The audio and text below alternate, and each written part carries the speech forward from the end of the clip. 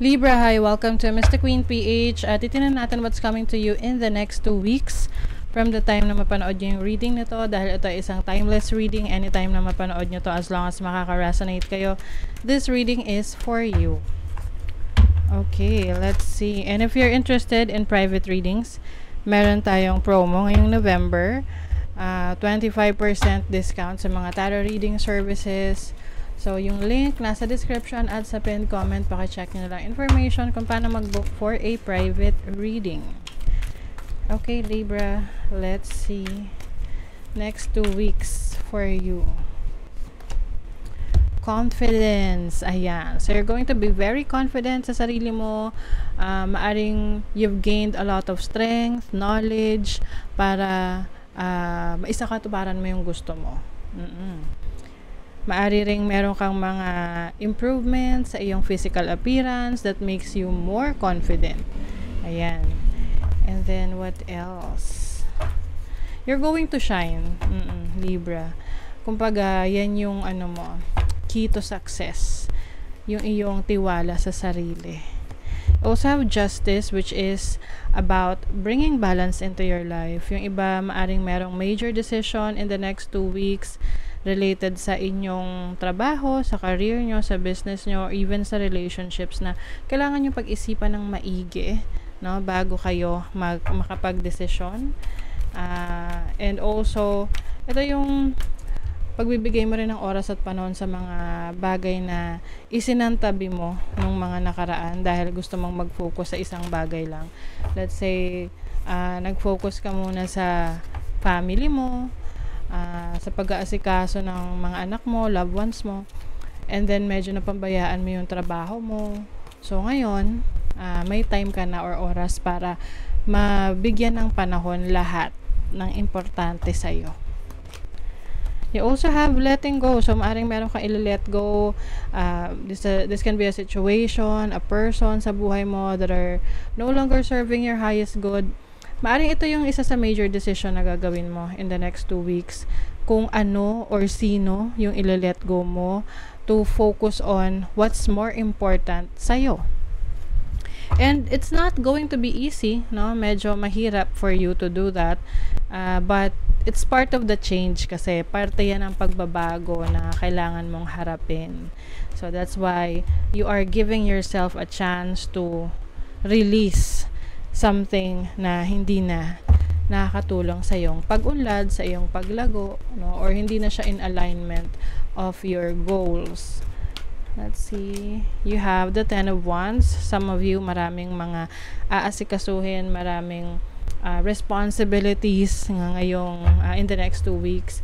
Pwedeng meron kang hahabulin na task or errands na hindi mo inasikaso in the past. So in the next 2 weeks, you have to be parang work on that. You have to work on that na tipong multiple na task gagawin mo, multitasking, ganyan. You also have the Knight of Wands. So magiging mabilis rin yung pagkilos mo sa mga task na yan. Kumbaga, wala kang sasayanging oras in the next 2 weeks. Some of you will also do some extreme na measures or parang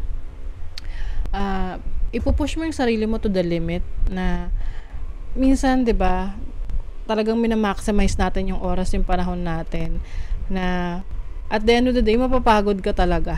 But at least worth it yung buong araw na yon kasi marami kang nagawa. Marami kang na-accomplish. Some of you are also going to take some risk. Oo, magte-take ka ng risk sa isang desisyon na gagawin mo. This can be decision sa career, trabaho mo, kung ano yung gusto mong i-pursue, something that is making you feel excited, no? Inspired. So, pag nakakaramdam ka ng ganon, excitement, inspiration sa mga bagong magsisimula or bagong mga bagay na gusto mong ma-experience, then go for it kasi you will not regret it dahil at the end of the day, it's the experience. Yun yung importante doon. You also have Temperance. This is about your healing. You are healing kung ikaw ay nagkaroon ng physical na challenges like pagkakasakit or any challenges that nakaapekto sa inyong kalusugan. So, in the next 2 weeks, you are going to heal from that. Meron ditong pagkakaroon ng peace of mind. Yung iba sa inyo, nagpo-focus rin kayo sa inyong mental health. You're also taking care of your thoughts, yung mga naiisip mo, yung mga minsan kasi nape-pressure tayo sa paligid natin. So, you're taking your time. No? Kumbaga, may mga bagay na kailangan kang madaliin, asikasuhin, but there are also times na you will sit on it, na talagang pag-iisipan mo munang maigi. You have the Page of Wands, so this is adventure. May adventure time for you in the next 2 weeks. I think you will discover more about yourself. Mas meron kang malalaman or makikilala or matutuklasan tungkol sa iyong sarili na hindi mo alam na nandyan pala. Kasi syempre, if you are in a situation na very limited ka, walang growth, maraming restrictions, marami kang hindi malalaman tungkol sa sarili mo. Not until you go out of your comfort zone, you explore new things, new ideas, doon mo marirealize na, gusto ko pala to, or nag-enjoy pala ako rito, or ito pala yung talents ko. Interesado pala ako sa ganito. Wow! There's prosperity coming in sa'yo in the next 2 weeks. Jackpot success, good fortune.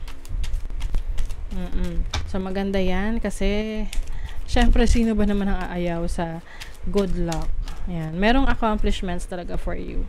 Pwedeng meron ditong unexpected income, unexpected blessings sa pagdating sa pera. Soulmates, some of you are also going to meet your soulmate in the next 2 weeks. Ang soulmate, hindi lang naman yan sa romantic connection. This can be sa friendship, no? Na makikilala mo yung tao na who will be very supportive of you, makakasundo mo. And if you are already in a relationship, I think may vacation, no? May vacation coming in the next 2 weeks with your romantic partner to spend more time with them. Ayan, no? Together as a team. Oo, meron ditong teamwork. So, if you have a lot of plans, projects sa trabaho, career, business, someone here is very supportive sa'yo sa mga ginagawa mo, sa mga plano mo. You work as a team, kumbaga. So, there is teamwork. So, definitely, mas magiging madali para sa inyo na ma-achieve yung mga goals ninyo. So, ito yung sinasabi ko sa inyo, you're going to take a risk, no? There's a risk involved. Take a chance. Every risk is a success when you're committed to learning and growth. Yes, definitely. And then, invitation. So, ito yung affirmations mo sa sarili mo. Ito yung mga sinasabi mo sa sarili mo. The words you speak are an invitation to life, a request to bring energy into form. Choose your words carefully. So, mag-ingat ka rin sa mga bibitawan mong salita, yung mga iisipin mo tungkol sa sarili mo kasi yun yung na-attract mo. Okay? So, that is your reading, Libra. Thank you so much. Good luck.